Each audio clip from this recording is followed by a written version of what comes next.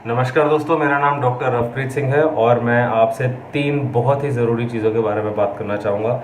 ये वो चीज़ें हैं जो हमें अपनी रोज़ की क्लिनिकल प्रैक्टिस में लोग, हमारे पेशेंट्स आके ये सवाल पूछते हैं, जो उनकी कन्फ्यूजन्स हैं, जो हमें क्लियर करना पड़ती हैं। तो 3 चीज़ें जो मैं ज़रूरी समझता हूँ कि जिसके बारे में हमारा बात करना ज़रूरी है, जिसमें सबसे ज़्यादा ज़रूरी चीज़ है वैक्सीनेशन।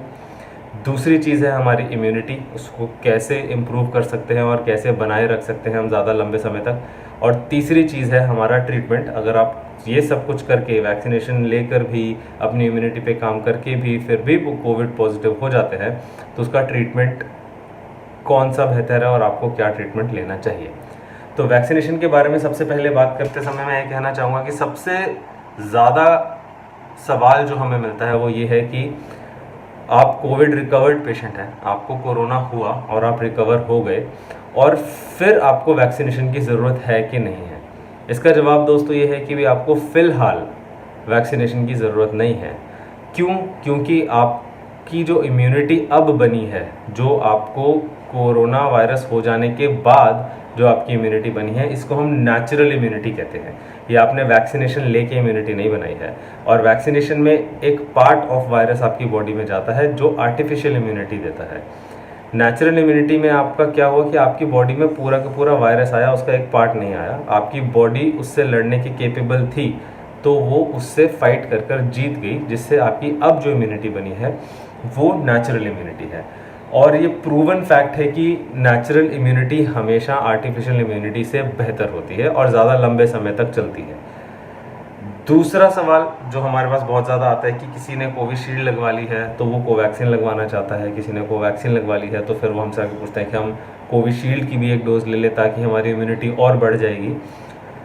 तो दोस्तों ऐसा नहीं होता है। अगर आपकी इम्यूनिटी एक वैक्सीन से बन गई है और बन चुकी है, जिसका एक सिंपल एंटीबॉडी टेस्ट होता है जो आप जांच करवा के आप जान सकते हैं कि आपकी इम्यूनिटी या एंटीबॉडी बने हैं कि नहीं बने हैं। तो अगर आपको कुछ कन्फ्यूजन है कि मैंने वैक्सीन शॉट लिया था और मेरी एंटीबॉडी बनी है कि नहीं बनी है, तो आप वो सिंपल टेस्ट से अपनी जाँच करवा सकते हैं। किसी किसी की एक डोज में ही एंटीबॉडीज़ बन जाती हैं, किसी की सेकेंड डोज के बाद भी नहीं बनती है। और इसमें बहुत सारे फैक्टर्स होते हैं, मतलब कोई एक रूल आप सब लोग पे अप्लाई नहीं कर सकते हो, और इसमें कोई क्राइटेरिया अभी तक हमें समझ नहीं आया है कि किन लोगों में बन रही है, किन लोगों में नहीं बन रही है। बहुत ही रैंडम चीज़ है। तो ये कन्फ्यूजन क्लियर कर सकते हैं। अगर आपकी एंटीबॉडीज़ बन गई हैं तो आपको किसी बूस्टर डोज की भी ज़रूरत नहीं है, और आपको स्पुतनिक या फाइजर टाइप की वैक्सीन की वेट करने की ज़रूरत नहीं है। आपने फर्स्ट शॉट ले लिया है, आप एंटीबॉडी टेस्ट कराएं, आपकी एंटीबॉडीज़ बन गई हैं, तो आपको शायद सेकेंड शॉट की भी ज़रूरत नहीं है, पर इसके लिए कंफर्मेशन आपको वैक्सीन कंपनी ही देंगी। दूसरी चीज़ जिसमें मैं बात करना चाहूँगा वो है इम्यूनिटी। अब इम्यूनिटी बहुत सारे लोग स्ट्रेंथ से कंपेयर करते हैं, ताकत से। उनको लगता है कि जो बहुत मैस्कुलिन है, जिनकी फिजिक बहुत अच्छी है, जो बहुत दिखने में स्ट्रांग है, उनकी इम्यूनिटी ज़्यादा अच्छी होती है। दोस्तों तो ऐसा नहीं होता है। ये एक बहुत बड़ा वहम है, एक बहुत बड़ा मिथ है।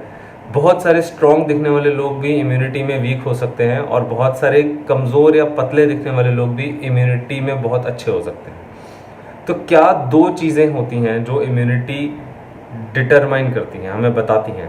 तो सबसे पहली चीज़ होती है अडेप्टेबिलिटी, अनुकूलता हमारे शरीर की, और दूसरी चीज़ होती है हमारे इम्यूनिटी की मेमोरी, कि उसने किसी एक टाइप के वायरस को या बैक्टीरिया को मार दिया है या उसको ओवर पार कर लिया है, तो वो कितने दिन तक उसको याद रखता है कि इसको हमने कैसे मारा, या इसको हमने ख़त्म कैसे किया।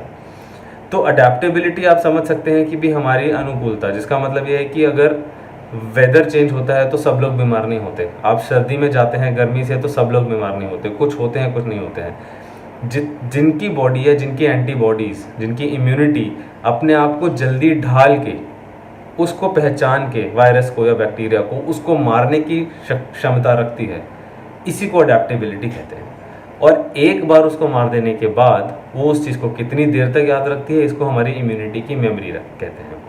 अब अडेप्टेबिलिटी को नहीं बढ़ाया जा सकता, वो हर किसी की अपनी अपनी होती है, बट मेमोरी को बढ़ाया जा सकता है।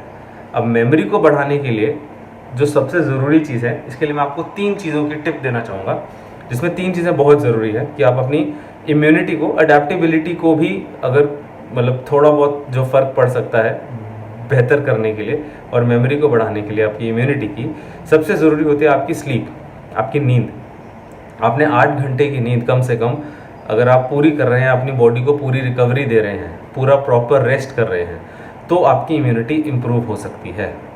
दूसरी चीज़ इसमें होती है आपकी डाइट, कि आप बैलेंस डाइट आपने लेनी है, आपने फ्रूट्स लेने हैं, बहुत सारा पानी पीना है, आप सारी सब्जियां, हरी सब्जियां खानी हैं, और कोशिश किया करो कि आप बॉइल्ड सब्जियां भी खाया करो।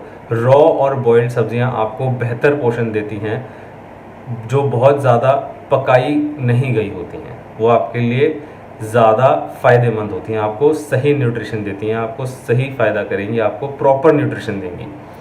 तीसरी चीज़ जो होती है हमारा वर्कआउट, हम कितना मेहनत करते हैं, फिजिकली कितना एक्टिव हैं, एक्सरसाइज कर रहे हैं कि नहीं कर रहे हैं, और स्वेट आउट कर रहे हैं कि नहीं कर रहे हैं, पसीना निकाल रहे हैं कि नहीं निकाल रहे, सिंपल शब्दों में। तो तीनों चीज़ें ही अपना इम्पोर्टेंस रखती हैं। अगर आप कोविड रिकवर्ड पेशेंट भी हैं और आपको नेचुरल इम्यूनिटी मिल गई है, आपकी बॉडी में इम्यूनिटी आ गई है, तो उसको बनाए रखने के लिए अगर आप अपनी नींद पे, अपना डाइट का और अपने वर्कआउट का ध्यान रखेंगे, तो आप इस इम्यूनिटी के टाइम को, अपनी मेमोरी को बेहतर दिनों तक बरकरार रख सकते हैं। नहीं तो 3 से 6 महीने तक जो हमें इन्फॉर्मेशन आई है कि अगर आप रिकवर हो गए हैं तो 3 से 6 महीने तक आपकी इम्यूनिटी आपकी बॉडी में रह सकती है। और इस टाइम पे आपको वैक्सीनेशन के लिए रश करने की ज़रूरत नहीं है। अगर आप रिकवर्ड पेशेंट हैं तो आप वेट कर सकते हैं। आप उन लोगों को वैक्सीनेशन के लिए पहले जाने दीजिए जो ओल्ड एज हैं और जिनको कोविड नहीं हुआ है पिछले लगभग 5 से 6 महीने में, मतलब इस साल के दौरान। मतलब अगर आपको 2021 में फीवर हुआ था, कोविड हुआ था और आप रिकवर्ड हो गए हैं, तो फिलहाल आप वेट कर सकते हैं। आप सभी को एकदम से रश करने की ज़रूरत नहीं है। जिनको ज़्यादा ज़रूरत है इस टाइम पे, उनको वैक्सीनेशन लगने दीजिए। तीसरी चीज़ थी हमारा ट्रीटमेंट। अब बहुत सारे लोग हमसे पूछते हैं कि हम एलोपैथिक ट्रीटमेंट ले रहे थे तो अब हम होम्योपैथी में स्विच कर सकते हैं, नहीं कर सकते, या वो ले रहे हैं तो होम्योपैथी साथ ले सकते हैं, नहीं ले सकते। और बहुत सारे पेशेंट डायरेक्टली हमारे पास आते हैं जो स्टार्ट ही होम्योपैथी से करना चाहते हैं और वो पूछते हैं कि हम साथ में कोई टैबलेट अगर लेना चाहें तो ले सकते हैं कि नहीं ले सकते। तो ये बहुत बड़ा मिथ है जो बहुत डॉक्टर से बोलते हैं कि आप एलोपैथी के साथ होम्योपैथी नहीं ले सकते। ये मिथ है, ऐसा नहीं होता है। होम्योपैथी बिल्कुल अलग प्लेन पे एक्ट करती है और एलोपैथी का बिल्कुल डिफरेंट प्लेन है एक्शन का, कि वो किस तरीके से वायरस को या बैक्टीरिया को मारती है, वो बिल्कुल ही अलग है। दोनों पैथीज का आपस में कोई रिलेशन नहीं है, कोई कॉन्ट्रा इंडिकेशन भी नहीं है कि भी आप नहीं ले सकते, कुछ साइड इफेक्ट हो जाएगा, ऐसा नहीं होता दोस्तों। अगर आप डायरेक्टली होम्योपैथ के पास जाते हैं, जो हमारे पास पेशेंट्स आते हैं, तो वो अगर फीवर बहुत ज़्यादा हो जाता है तो वो टाइप की इस प्रकार की टैबलेट, फीवर को कम करने की दवाई लेना चाहे तो ले सकते हैं। और अगर आप ऑलरेडी एलोपैथिक ट्रीटमेंट पे हैं तो आप साइड बाय साइड होम्योपैथी भी ले सकते हैं, क्योंकि होम्योपैथी आपकी इम्यूनिटी बढ़ाने के लिए बहुत ही कारगर है और प्रॉपर कोरोना वायरस को ठीक करने की भी वो क्षमता रखती है। धन्यवाद।